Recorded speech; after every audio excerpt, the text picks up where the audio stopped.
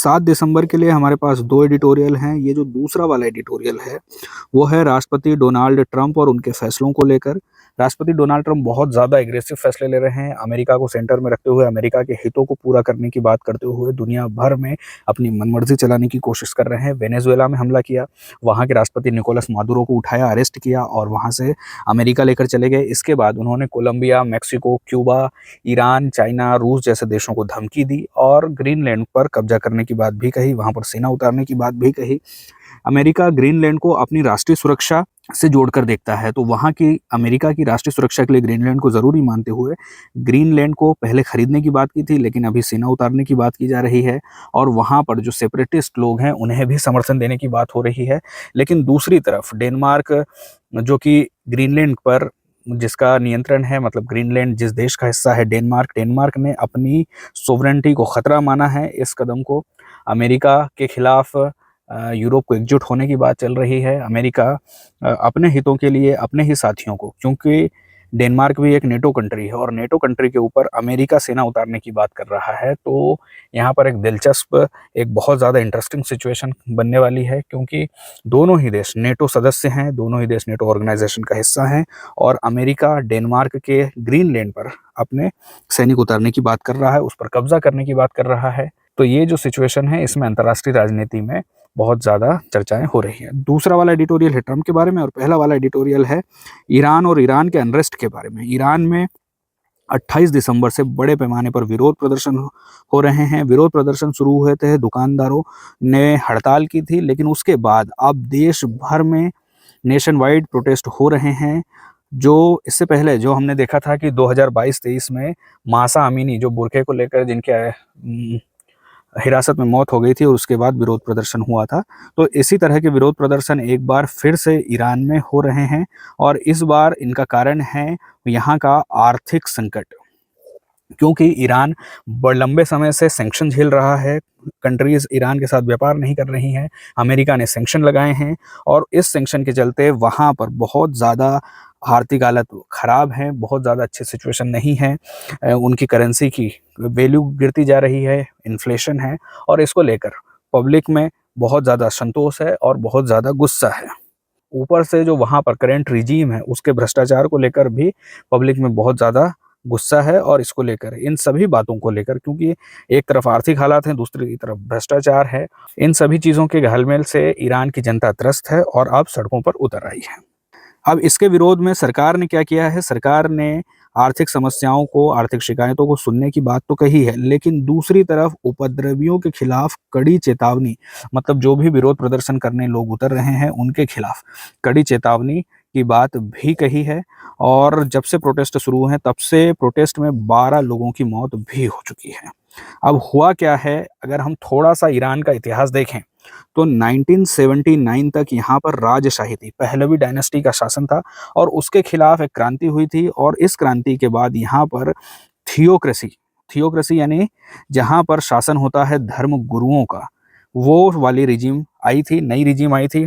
पहले जो राजशाही थी, राजशाही को ख़त्म करके जो धर्म गुरुओं का शासन था वो शुरू हुआ है और इस शासन को लेकर यहाँ पर अब विरोध प्रदर्शन हो रहे हैं, क्योंकि ये जो शासन है, ये जो नई थियोक्रेसी वाली व्यवस्था थी जिसमें धर्म गुरुओं का शासन था, इस शासन की अमेरिका से बनती नहीं है, अमेरिका से असहमति है। ऊपर से इजराइल और ईरान में इस रिजीम के अंडर दुश्मनी है, दोनों देश आपस में टकराते रहते हैं और जो मुद्दा है फ़िलिस्तीन को लेकर, उस पर भी दोनों देशों में सहमति नहीं है, दोनों देशों में दुश्मनी है, दोनों देश एक दूसरे पर हमले भी करते रहते हैं, प्रॉक्सी वॉर भी चलता रहता है।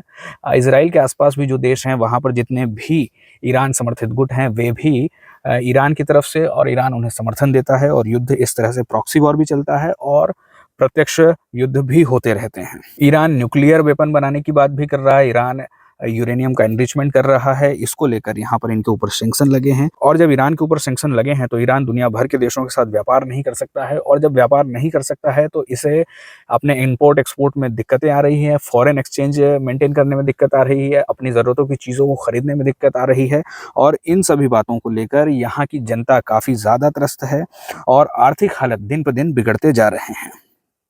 ऊपर से इन विरोध प्रदर्शनों में खुफिया एजेंसी मोसाद का हाथ होने की बात भी कही जा रही है और ईरान का जो शासन है वो कह रहा है कि इन विरोध प्रदर्शनों के पीछे विदेशी ताकत है, जबकि विदेशी ताकत है एक सच्चाई है, लेकिन जब भी कहीं पर किसी भी सरकार के खिलाफ विरोध प्रदर्शन होते हैं, उसकी कमियों को लेकर विरोध प्रदर्शन होते हैं, उसकी असफलताओं, उसकी विफलताओं के खिलाफ जब विरोध प्रदर्शन होते हैं, तो सरकारें अक्सर कहती हैं कि इन प्रदर्शनकारियों के पीछे विदेशी ताकत है और इज़राइल का हाथ है ईरान के विरोध प्रदर्शनों के पीछे। जो खुफिया एजेंसी वहाँ की मोसाद है, वहाँ के लोग इस प्रोटेस्ट को, इस शांतिपूर्वक यदि प्रोटेस्ट है तो उसको भड़काना चाहते हैं और ईरान के हालात को बिगाड़ना चाहते हैं, ताकि वहाँ पर रिजीम चेंज की जा सके, वहाँ पर ये जो करंट रिजीम चल रही है थियोक्रेसी, उसको बदल कर पुरानी वाली जो राजशाही व्यवस्था है उसे स्थापित किया जा सके, या डेमोक्रेसी की बात हो सकती है। ये जो पूरी समस्या है उसके पीछे सरकार की विफलताएं भी है, आर्थिक हालातों का खराब होना भी है, दुनिया से जो कटाव है ईरान का वो भी है,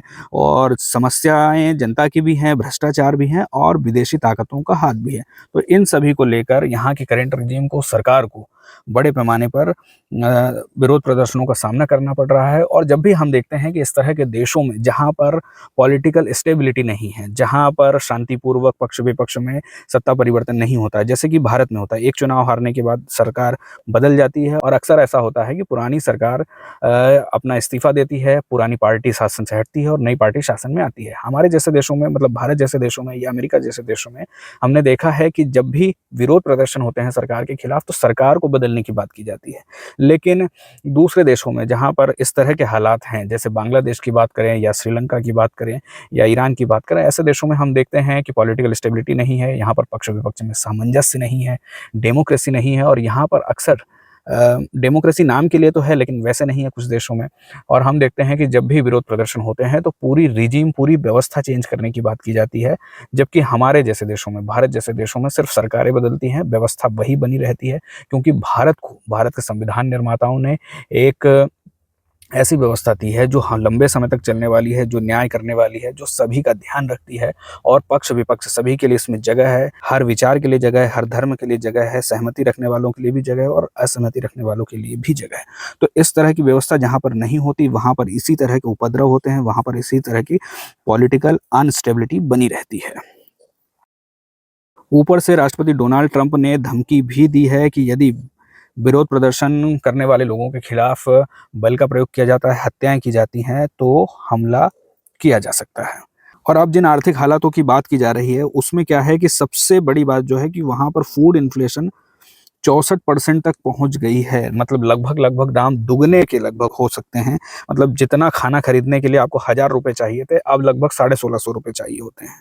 तो इतनी ज़्यादा महंगाई बढ़ गई है, और जब भी जनता के जेब पर, जनता की आर्थिक हालत पर बात आती है, तो जनता उसे सहन नहीं कर पाती है।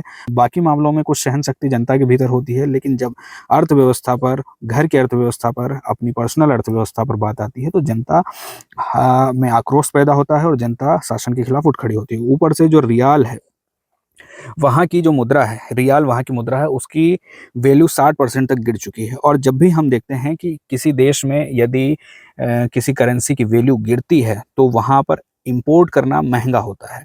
ईरान में अभी भी कुछ पैमाने पर जो देश ईरान से व्यापार कर सकते हैं, अमेरिकन सैंक्शन के बावजूद वहाँ पर व्यापार करते हैं। तो रियाल के वैल्यू गिरने के कारण वहाँ पर महंगा इंपोर्ट हो गया है, और जब महंगा इंपोर्ट हो गया है तो वहाँ के व्यापारियों को, दुकानदारों को बहुत ज़्यादा दिक्कतें आ रही हैं, और उसको लेकर गुस्सा खड़ा हो रहा है। और कहा जाता है कि जो नई रिजीम आई थी, ये वाली थियोक्रेसी वाली व्यवस्था आई थी, जहाँ पर धर्मगुरुओं का शासन होता है, 1779 के बाद जो व्यवस्था आई थी, उसमें जो मेन पिलर थे, उसमें इन व्यापारियों का भी हाथ था, उनका समर्थन था। इसको लेकर भी अब कहा जा रहा है कि ये जो समर्थक वर्ग है, अब इस व्यवस्था से अपना हाथ खींच रहा है। ऊपर से तेल की जो निर्यात है, वहाँ से तेल का जो इंपोर्ट है ईरान से, वो भी कम हुआ है, और बिजली कटौती की समस्याएं भी बड़े पैमाने पर होती हैं। तो इस तरह की आर्थिक हालत ख़राब हो चुकी है ईरान की, और जनता विरोध प्रदर्शन कर रही है। ऊपर से जो सरकार है वहाँ की, मतलब थियोक्रेसी है, थियोक्रेसी में क्या होता है कि एक धर्मगुरु का शासन होता है जो सर्वोच्च नेता होता है, और फिर राष्ट्रपति होते हैं जो सरकार के डे टू डे काम करते हैं।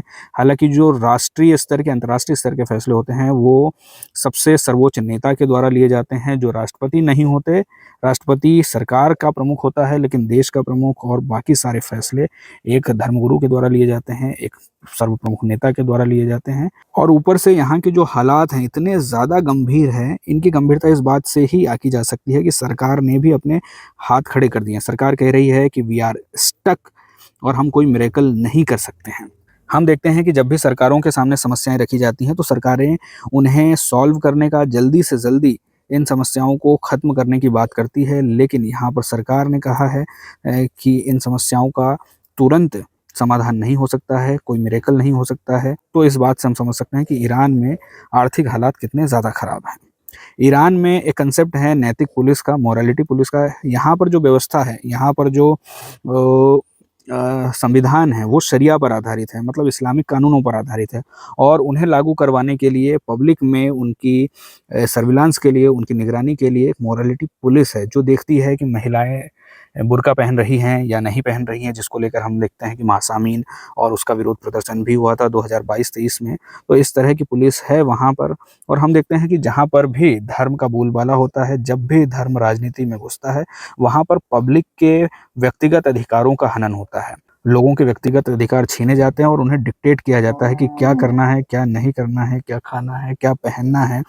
तो इस तरह की जब बातें होती हैं तो वहाँ पर जनता के बीच में, जनता के भीतर गुस्सा पनपता है। और इस बात को लेकर भी पब्लिक में बहुत ज़्यादा अनरेस्ट है, बहुत ज़्यादा गुस्सा है। पब्लिक नाराज़ है कि उन्हें उनके अधिकार नहीं मिल रहे हैं, उनके अधिकार छीने जा रहे हैं।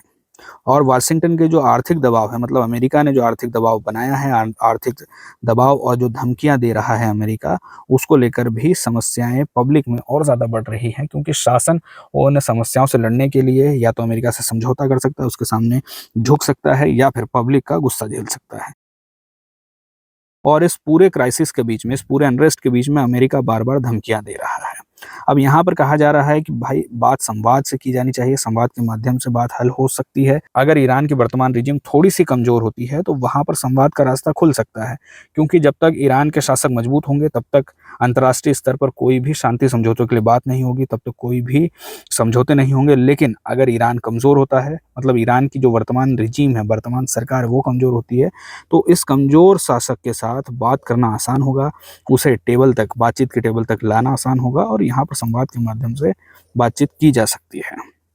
तो इन आर्थिक समस्याओं का हल किया जाना ज़रूरी है। राजनीतिक और व्यक्तिगत स्वतंत्रताओं का जो क्षरण हो रहा है, वहाँ पर जो अधिकार छीने जा रहे हैं, उन्हें भी वापस से राजनीतिक और आर्थिक सुधार करके इंस्टॉल किया जा सकता है। वापस से सारे सुधार किए जा सकते हैं और इस समस्या का समाधान हो सकता है। तो भ्रष्टाचार से निपटना ज़रूरी है, सुधार किए जाने चाहिए, आर्थिक सुधार और राजनीतिक सुधार। और दुनिया के साथ फिर से जुड़ाव होना चाहिए, री-एंगेज होना चाहिए, ताकि फिर से ईरान दुनिया के साथ जुड़ सके, व्यापार कर सके, अपने यहाँ जो तेल है उसे बेच सके और अपनी ज़रूरतों की चीज़ें खरीद सके और अपनी मुद्रा जो लगातार अपनी वैल्यू खो रही है उसे सँभाल सके, अर्थव्यवस्था को सँभाल सके, महँगाई को कम कर सके और अपनी जनता की समस्याओं को दूर कर सके। कहानी कुछ ऐसी है कि ईरान में बड़े पैमाने पर विरोध प्रदर्शन हो रहे हैं। विरोध प्रदर्शन शुरू हुए थे दुकानदारों की हड़ताल से। और हड़ताल क्यों हुई थी? क्योंकि ईरान की जो मुद्रा है, रियाल, ईरान की करेंसी, उसकी वैल्यू लगातार गिरती जा रही है। लगभग 60% वैल्यू गिर चुकी है पिछले जून से। और उसके बाद यहाँ पर बड़े पैमाने पर इन्फ्लेशन भी देखी गई है, इंपोर्ट को लेकर भी समस्याएं हैं, आर्थिक शिकायतें बहुत ज़्यादा हैं लोगों की। सरकार कह रही है कि आर्थिक शिकायतों को सुना जाएगा, लेकिन उपद्रवियों के खिलाफ, विरोध प्रदर्शन करने वालों के खिलाफ सख्त कार्रवाई की जाएगी। ऊपर से अमेरिका धमकी दे रहा है कि यदि विरोध प्रदर्शन करने वालों के खिलाफ सख्त कार्रवाई की गई, उनकी हत्याएं की गई, तो अमेरिका ईरान के ऊपर हमला कर सकता है। 12 लोगों की मौत हो चुकी है जब से प्रदर्शन शुरू हुए हैं। पिछला जो युद्ध हुआ था ईरान और इजराइल के बीच में 12 दिन का, जून में, उसके बाद से यहाँ पर हालात और ज़्यादा ख़राब हुए हैं। राजनीतिक और सुरक्षा के जोखिम जो वहाँ की अभी करंट रजीम है उसके लिए बढ़ते जा रहे हैं। और इसमें मोसाद का हाथ भी बताया जा रहा है कि मोसाद की भी प्रेजेंस है। मोसाद इस पूरे मामले को भड़काने की, इसमें और ज़्यादा घी डालने की बात कर रहा है।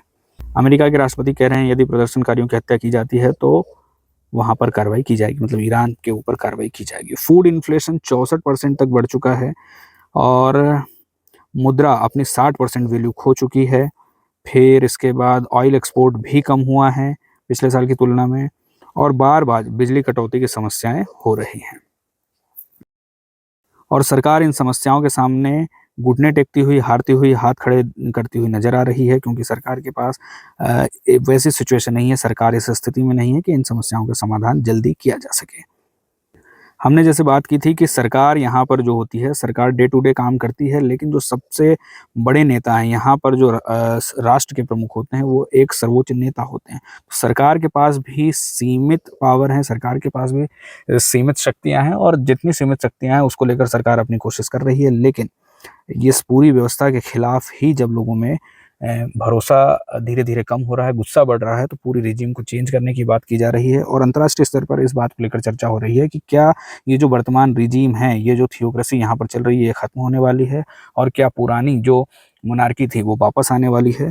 तो जब भी इस तरह की आगे जो न्यूज़ आएगी हम बात करेंगे। लेकिन पूरे ईरान में बड़े पैमाने पर विरोध प्रदर्शन हो रहे हैं, जिसको लेकर काफ़ी ज़्यादा चर्चा है। आर्थिक जो सैंक्शन हैं अमेरिका के, उसने इस समस्या को बढ़ाने में या कहें शुरू करने में एक बड़ी भूमिका निभाई है। तो अमेरिका के सैंक्शन लगे हुए हैं ईरान के ऊपर, और समस्या बनी हुई है, और इस पूरी समस्या का नुकसान हो रहा है ईरान की जनता को। बाकी सारी बातें हम कर ही चुके हैं। ईरान के बारे में देखें तो ईरान जो है वेस्ट एशिया में, यानी मिडिल ईस्ट में एक कंट्री है। अब मिडिल ईस्ट को देखें तो जैसे ये हमारा भारत है, भारत के बाद पाकिस्तान, अफगानिस्तान, और अफगानिस्तान से लगा हुआ है ईरान। और यहाँ से अगर समुद्री रास्ते देखें तो अरेबियन सी है, उसके बाद ओमान की खाड़ी है, और उसके बाद पर्शियन गल्फ है, और उसके ऊपर ईरान मिलेगा आपको। तो यहाँ पर है ईरान, भारत के वेस्ट साइड में। ईरान की राजधानी है तेहरान, और तेहरान कहाँ पर है? तेहरान है ईरान के नदन साइड में, मतलब नदन रीजन में। यहाँ पर ये जो कैस्पियन सागर है, कैस्पियन सागर के पास, उससे लगा हुआ नहीं है, लेकिन है उत्तर में, उत्तरी ईरान में। हम कह सकते हैं कि यहाँ पर तेहरान है, तेहरान है राजधानी ईरान की। ईरान 7 देशों से अपनी सीमा साझा करता है, जिसमें हम बात शुरू करें अगर पर्शियन गल्फ से, तो पर्शियन गल्फ के बाद यहाँ पर ये जो देश दिखाई दे रहा है कुवैत, कुवैत ईरान से नहीं लगता है। यहाँ पर ये जो छोटा सा रीजन है, हम देख सकते हैं इराक का, ये पर्शियन गल्फ से लगता है। तो पर्शियन गल्फ के बाद बात शुरू होती है इराक से, तो सबसे पहला देश है इराक, जो ईरान से लगता है। उसके बाद दूसरा देश है तुर्की या तुर्किये, तो तुर्की दूसरा। तीसरा आर्मेनिया, चौथा अजरबैजान, पांचवा तुर्कमेनिस्तान, छठा अफगानिस्तान, और सातवां पाकिस्तान। तो ये 7 देश हैं जो ईरान के साथ थल सीमा साझा करते हैं। वाटर बॉडीज की बात करें तो यहाँ पर ये जो ईरान है और ईरान से लगी हुई वाटर बॉडीज, सबसे पहले तो जो इम्पोर्टेंट है वो कैस्पियन सागर है, पर्शियन गल्फ है, और यहाँ पर ओमान की खाड़ी है, और ये अरेबियन सागर है जो कि ओमान की खाड़ी से लगा हुआ है। तो उत्तर में कैस्पियन सागर है, दक्षिण में फारस की खाड़ी है, और ओमान की खाड़ी है। कैस्पियन सी, पर्शियन गल्फ, और गल्फ ऑफ ओमान। और फिर straight of Hormuz, straight of Hormuz कहाँ पर है? पर्शियन गल्फ और यहाँ पर जो गल्फ ऑफ ओमान है उसके बीच में एक सकरा रास्ता है जो है स्ट्रेट ऑफ हॉर्मुज। ये स्ट्रेट ऑफ हॉर्मुज जो अपने सबसे सकड़े बिंदु पर लगभग 33 किलोमीटर का है, और इसलिए इम्पोर्टेंट है क्योंकि यहाँ से दुनिया का तेल का आयात और निर्यात के मामले में 20% आना जाना यहीं से होता है। इसलिए ये वाला जो रास्ता है बहुत ज़्यादा इम्पोर्टेंट है। यहाँ पर ये ओमान का मुसन्दम पेनिसुला है, और यहाँ पर ईरान है, और यहाँ पर हॉर्मुज की खाड़ी है, हॉर्मुज स्ट्रेट है, स्ट्रेट ऑफ हॉर्मुज है।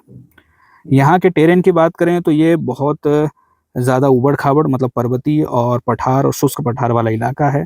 इसके उत्तर में यहाँ पर अल्बुर्ज माउंटेन है, अल्बुर्ज, और यहाँ पर मतलब साउथ वेस्ट में ज़ेग्रोस माउंटेन है। तो यहाँ पर अल्बुर्ज और ये ज़ेग्रोस, अल्बुर्ज और ज़ेग्रोस, और फिर बीच में दस्ते काबिर, मतलब डेजर्ट, काबिर डेजर्ट है, और यहाँ पर दस्ते लुट, मतलब लुट डेजर्ट है। इसके बाद माउंटेन रेंजेस में हम देख चुके हैं कि अल्बुर्ज और ज़ेग्रोस, दस्ते काबिर और दस्ते लुट।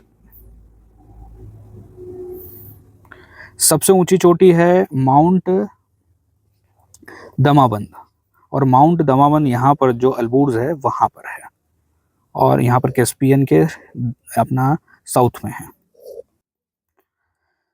क्लाइमेट की बात करें तो ये क्लाइमेट है अरीड टू सेमी अरीड, मतलब हम देख सकते हैं कि यहाँ पर ये जो नीला वाला कलर दिखाई दे रहा है, यहाँ पर बहुत ही ज़्यादा कोल्ड 10 डिग्री टेम्परेचर से कम रहने वाला टेम्परेचर वाली क्लाइमेट है।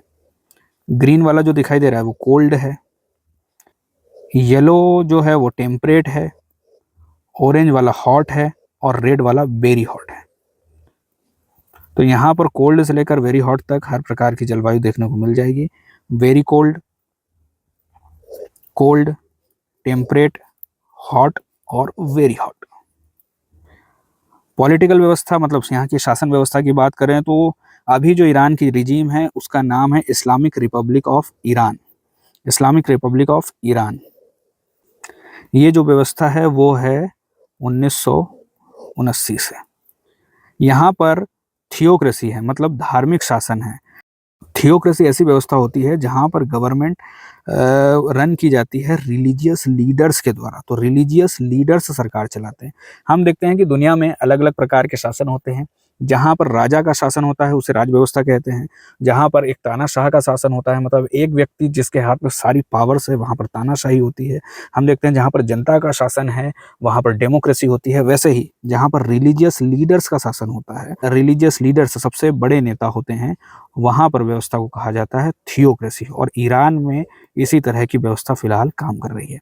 पुरानी जो मोनार्की थी, पुरानी जो राज व्यवस्था थी, उसे खत्म करने के बाद 1979 में ये वाली व्यवस्था, नई वाली व्यवस्था आई थी।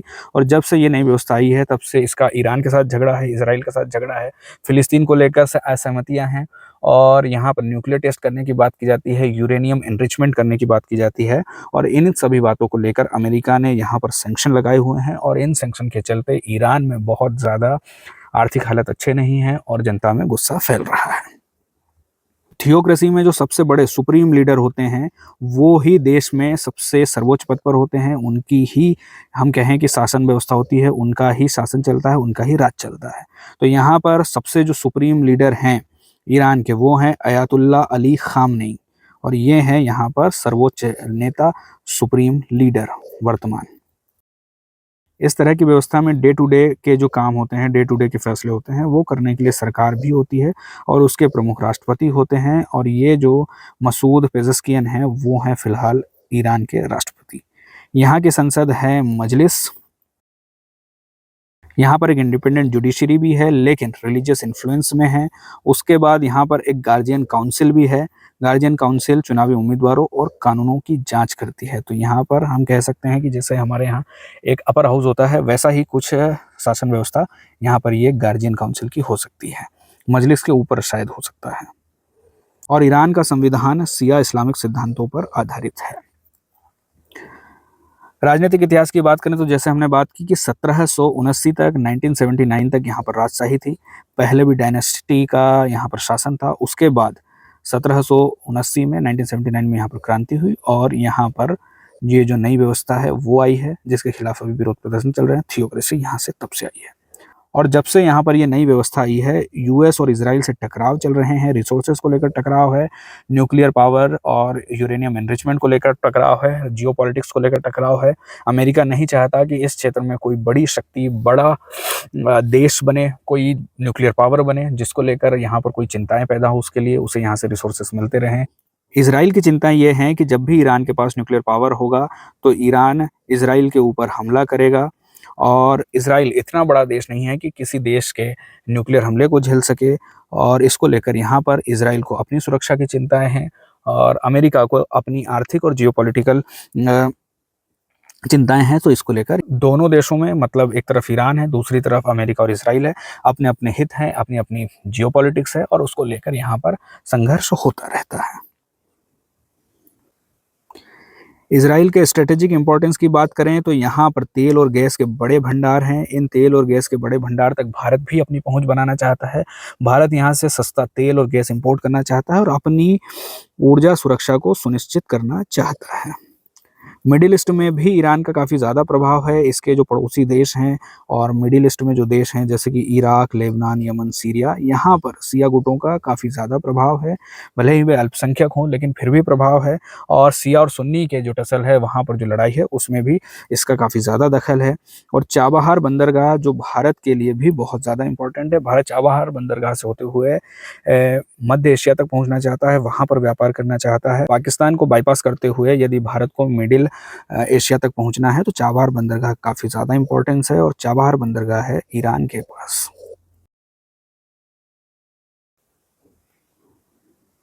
यहाँ से पहला सवाल हो सकता है कि ईरान के भूगोल के संदर्भ में निम्नलिखित कथनों पर विचार कीजिए। पहला स्टेटमेंट है कि ईरान की सीमा कैस्पियन सागर और फारस की खाड़ी दोनों से मिलती है। ये बात बिल्कुल सही है कि ईरान एक तरफ मतलब उत्तर की तरफ कैस्पियन सागर से मिलता है और दक्षिण की तरफ फारस की खाड़ी यहाँ ईरान से लगी हुई है। दूसरा स्टेटमेंट है कि हॉर्मुज जलडमरू मध्य यानी हॉर्मुज स्ट्रेट ईरान और सऊदी अरब के बीच में है। हमने देखा था कि हॉर्मुज स्ट्रेट ईरान और जो मुसन्नम पेनिनसुला है अपने ओमान का उसके बीच में है। तीसरा सवाल है कि ईरान का अधिकांश भाग उपजाऊ मैदान से बना हुआ है। तो उपजाऊ मैदान नहीं है, यहाँ पर पर्वत और पठार वाला टेरेन है और बहुत ज़्यादा ऊबड़ खाबड़ है, मैदान नहीं है। तो ये वाला स्टेटमेंट गलत होगा। दूसरा सवाल है ईरान की शासन व्यवस्था के संदर्भ में निम्नलिखित कथनों पर विचार कीजिए। पहला स्टेटमेंट, ईरान में सर्वोच्च नेता सर्वोच्च संवैधानिक प्राधिकारी होता है। तो यहाँ पर जो सुप्रीम लीडर होते हैं वही सबसे बड़े नेता है, सबसे बड़े संवैधानिक प्राधिकारी हैं। तो ये वाला स्टेटमेंट सही है। दूसरा स्टेटमेंट, ईरान का राष्ट्रपति राष्ट्राध्यक्ष तथा सरकार का प्रमुख दोनों होता है। तो ईरान का राष्ट्रपति राष्ट्राध्यक्ष नहीं होता है। जैसे भारत में जो प्रधानमंत्री होते हैं सरकार के प्रमुख होते हैं और राष्ट्रपति राष्ट्राध्यक्ष होते हैं, तो वैसे ही ईरान में जो राष्ट्रपति हैं वे सरकार के प्रमुख हैं और राष्ट्राध्यक्ष जो है मतलब सर्वोच्च नेता होता है, सुप्रीम लीडर होता है राष्ट्राध्यक्ष। तो ये जो दूसरा वाला स्टेटमेंट है वो गलत है। तीसरा स्टेटमेंट, गार्जियन काउंसिल को चुनावी उम्मीदवारों की जांच करने का अधिकार है। ये बात बिल्कुल सही है, हमने देखा था। तीसरा सवाल है कि 1779 की ईरानी क्रांति के संदर्भ में निम्नलिखित कथनों पर विचार कीजिए। पहला स्टेटमेंट, इस क्रांति के परिणाम स्वरूप पहलवी राजशाही का अंत हुआ। ये बात बिल्कुल सही है। दूसरा स्टेटमेंट है कि इस क्रांति के बाद ईरान एक धर्मनिरपेक्ष गणराज्य बना। धर्मनिरपेक्ष गणराज्य नहीं बना, जबकि यहाँ पर धर्मगुरुओं का शासन स्थापित हुआ है। तो ये स्टेटमेंट गलत है। तीसरा स्टेटमेंट, अयातुल्ला रुहुल्लाह खमेनी ने इस क्रांति में महत्वपूर्ण भूमिका निभाई थी। ये बात बिल्कुल सही है। चौथा सवाल है कि ईरान की अर्थव्यवस्था एवं रणनीतिक महत्व के संदर्भ में निम्नलिखित कथनों पर विचार कीजिए। पहला स्टेटमेंट, ईरान के पास तेल और प्राकृतिक गैस के विशाल भंडार हैं। बिल्कुल हैं। दूसरा स्टेटमेंट, हॉर्मुज जलडमरू मध्य वैश्विक ऊर्जा व्यापार का एक प्रमुख चोक पॉइंट है। ये बात भी सही है। और तीसरा स्टेटमेंट है कि ईरान नेटो का सदस्य है। ईरान नेटो का सदस्य नहीं है। पांचवा सवाल है कि ईरान के इतिहास और धर्म के संदर्भ में निम्नलिखित कथनों पर विचार कीजिए।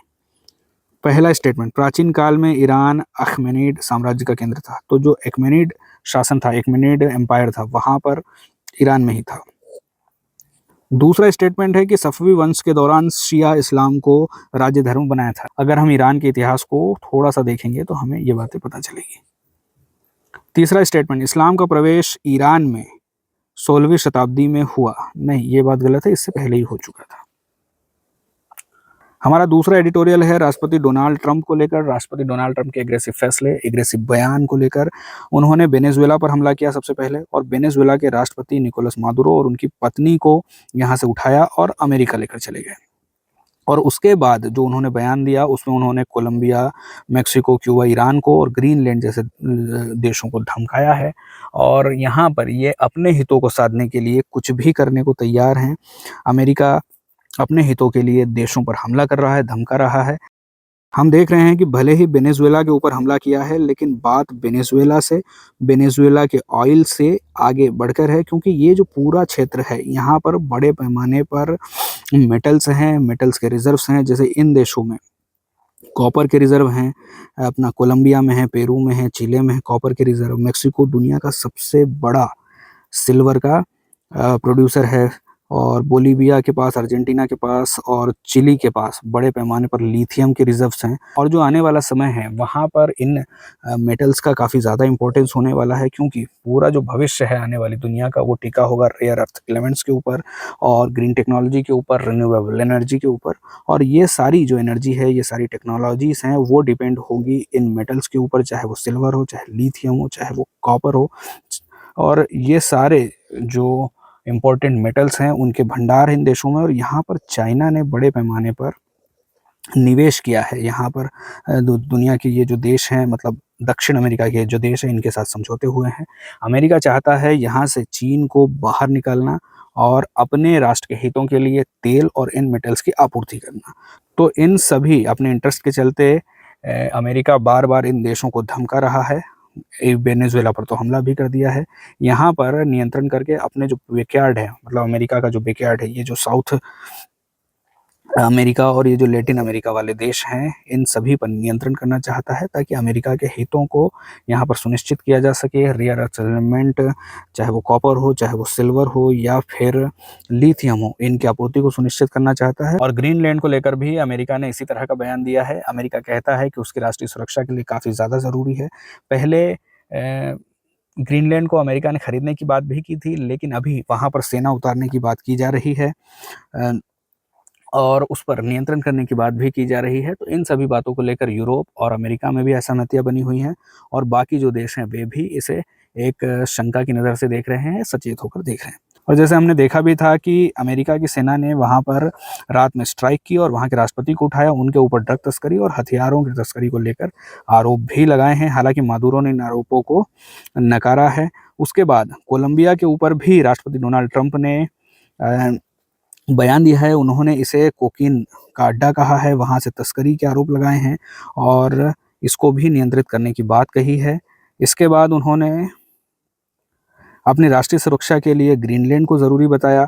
मेक्सिको के लिए भी यहाँ पर जो ड्रग कार्टेल्स का काम होता है उसको लेकर भी उन्होंने बातें कही। क्यूबा को लेकर भी उन्होंने संकेत दिए और ईरान को लेकर भी उन्होंने धमकियाँ दी। तो इन सभी देशों को ईरान नियंत्रित करना चाहता है और अपने राष्ट्रीय हितों के लिए अमेरिका हमले भी कर रहा है, धमकियाँ भी दे रहा है, बयान भी दे रहा है। और सबसे ज़रूरी बात कि ग्रीनलैंड डेनमार्क का हिस्सा है और डेनमार्क और अमेरिका दोनों नेटो सदस्य हैं। और क्या जब एक नेटो देश दूसरे नेटो देश के ऊपर हमला करेगा तब क्या होगा? तब क्या जो बाकी के 30 देश हैं क्या इसे देखते रहेंगे या फिर अमेरिका या डेनमार्क का साथ देंगे? और यदि ऐसा होता है तो नेटो का जो ऑर्गेनाइजेशन है उसका क्या अस्तित्व रह जाएगा, उसका क्या मतलब रह जाएगा? इसको लेकर बड़ा सवाल है।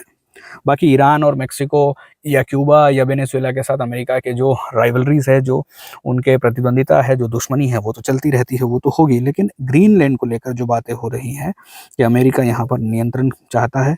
और सबसे ज़रूरी बात क्या है कि अमेरिका यहाँ पर पीछे क्यों पड़ा है? अमेरिका इसे स्ट्रेटेजिक मानता है अपनी राष्ट्रीय सुरक्षा के लिए। यहाँ से रूस, चाइना या फिर कोरिया से जो भी खतरे आने वाले हैं उन पर नज़र रख सकता है। और सबसे ज़रूरी बात यह है कि यहाँ पर रेयर अर्थ एलिमेंट्स है, और रेयर अर्थ एलिमेंट्स के लिए अमेरिका मतलब यूएसए, साउथ अमेरिका और लैटिन अमेरिका जो जितने भी देश हैं, मिडिल अमेरिका में जितने भी देश हैं, उन पर सभी पर नियंत्रण करना चाहता है, ताकि उसे ये इम्पोर्टेंट एलिमेंट्स, इम्पोर्टेंट मेटल्स मिल सकें। और अमेरिका के जो राष्ट्रपति हैं उनकी इन हरकतों के चलते थोड़ी सी गरिमा भी गिरी है एक राष्ट्राध्यक्ष की, अमेरिका जैसे बड़े देश की। और ये जो डॉनरो डॉक्ट्रिन है, हमने देखा था पहले एक, जब भी हमला हुआ था, अमेरिका ने वेनेजुएला के ऊपर हमला किया था, वहाँ पर मोनरो डॉक्ट्रिन को लेकर भी चर्चा हुई थी। लेकिन अब चर्चा हो रही है डॉनरो डॉक्ट्रिन को लेकर। अब ये क्या है? मोनरो डॉक्ट्रिन की कहानी उस समय की है जब अमेरिका में यूरोप के देशों का प्रभाव था, जब यूरोप के देश वहाँ पर अमेरिका को उपनिवेश बनाए हुए थे, उस समय की बात है। तो यहाँ पर इस डॉक्ट्रिन के हिसाब से कहा गया है कि यहाँ से यूरोप को बाहर रखना है, यूरोप को दूर रखना है। कहाँ से? लैटिन अमेरिका से, क्योंकि लैटिन अमेरिका के देशों में भी यूरोप का प्रभाव था और अमेरिका चाहता था कि उसके आसपास के देशों के ऊपर किसी भी दूसरे देश का प्रभाव न हो, प्रभाव सिर्फ और सिर्फ अमेरिका का हो और अमेरिका के साथ ही उनके संबंध हो, और अमेरिका उनका उपयोग अपने राष्ट्रीय हितों के लिए, अपने आर्थिक हितों के लिए जिस तरह से चाहे करता रहे। तो यहाँ पर सबसे पहली बात क्या है? मोनरो डॉक्ट्रिन कहती है कि यूरोप को लैटिन अमेरिका से बाहर रखना है, एक बात। और दूसरी तरफ डोनाल्ड ट्रंप कहते हैं कि अमेरिका का डोमिनेंस पूरे वेस्टर्न हेमिस्फेयर में बनाना है, अमेरिका के आसपास जितने भी देश है वहाँ पर उसके प्रतिद्वंदी देशों को, जैसे रूस को, जैसे चीन को घुसने नहीं देना है, निवेश नहीं करने देना है, वहाँ पर आर्थिक संबंध नहीं बनने देने हैं, वहाँ पर सैन्य संबंध नहीं बनने हैं। तो किसी भी तरह से दूसरे देश का प्रभाव यहाँ से खत्म करना है। दूसरी बात जो कही जा रही है कि न्यूली इंडिपेंडेंट नेशंस को प्रोटेक्ट करना है, जो मुंडो डॉक्ट्रिन कहती है, और यहाँ पर कहती है कि हमें स्ट्रेटेजिक कंट्रोल रखना है और बॉर्डर्स को और माइग्रेशन को रोकना है और एसेट्स पर नियंत्रण बनाना है। तीसरी बात यहाँ पर कही गई है लिमिटेड यूएस इंटरवेंशन की, और यहाँ पर डोनाल्ड ट्रंप के द्वारा जो बात कही जा रही है वो है कि enforcement backed by military operations, मतलब यहाँ पर और आगे बढ़कर कार्रवाई करने की बात की जा रही है। और चौथी बात है कि हैंड्स ऑफ अप्रोच, और यहाँ पर अमेरिका बेक्ड बाय अप्रोच की बात हो रही है। इनको कभी डिटेल में समझेंगे, दोनों डॉक्ट्रिन्स क्या कहती हैं, दोनों सिद्धांत क्या हैं, क्यों अमेरिका इन्हें यूज़ करता है समय समय पर, और इनके क्या उद्देश्य हैं, इन सभी को लेकर कभी डिटेल में हम चर्चा करेंगे। तो ये सारी बातें थी। दूसरा जो एडिटोरियल था वो राष्ट्रपति डोनाल्ड ट्रंप, उनके हित, अमेरिका के हित और अमेरिका के आर्थिक और सुरक्षा को लेकर था, जो अमेरिका के राष्ट्रपति डोनाल्ड ट्रंप बार बार कह रहे हैं और दूसरे देशों को धमकियां दे रहे हैं, और दूसरे देशों पर नियंत्रण और हमले करने की बात भी जो चल रही है उसको लेकर। यहाँ से सारा एडिटोरियल आप पढ़ सकते हैं डिटेल में, और इसको लेकर काफ़ी ज़्यादा बहुत दिनों से चर्चा हो रही है। तो काफ़ी बातें हम कर भी चुके हैं और भी आने वाले समय में बातें होंगी, उनको लेकर भी हम चर्चा करेंगे।